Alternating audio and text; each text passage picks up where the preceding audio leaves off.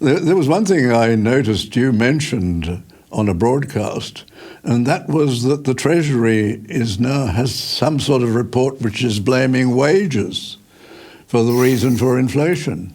What's that all about? Yeah, look, it's quite it's quite extraordinary there, David. Just one more thing, if you don't mind me adding before I get onto that, just back onto the household disposable income. Economist Chris Richardson, who used to work at Deloitte, is quite a very well-known economist.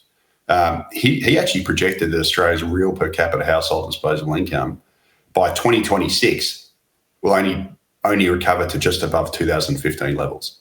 So we're currently at 2012 levels, and by 2026 we will have only recovered just above 2015 levels. So this is basically going to be a prolonged period of living standard decline in Australia, whereby even by 2026 we're going to be tracking well below pre-pandemic levels. So look, it's an absolute disaster. But getting back to your point on the Australian Treasury, yes, the Australian Financial Review reported some analysis earlier in the week based on a Freedom of Information request, whereby the Australian Treasury reportedly claimed that Australia's inflation since mid last year has been driven by strong wage growth.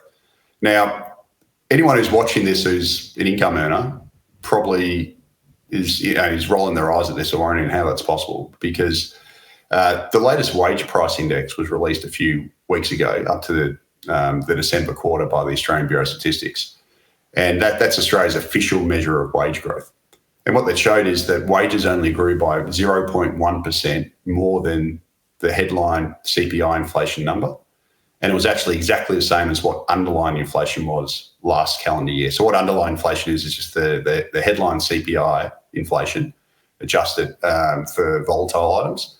So even based on that, those statistics, we basically had zero real wage growth last year. And once you adjust for the increases in tax paid through bracket creep, which increases everyone's average tax rates, real wages after tax actually fell. And yet here we have the Treasury blaming inflation for Australia's wage growth, which is absolutely bizarre. And as I said earlier, Australia's wage growth before inflation has been amongst the very worst in the world, worse than the US, the United Kingdom and the Eurozone.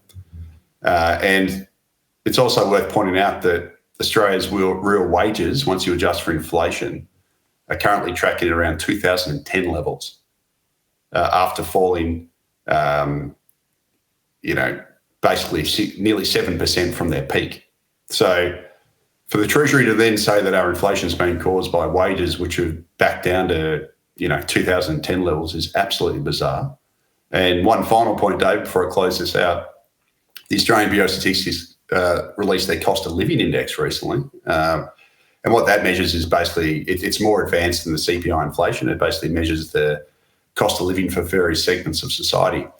And what it showed was that for employee households, that's households with workers, their cost of living went up on average by 6.9% last calendar year in 2023.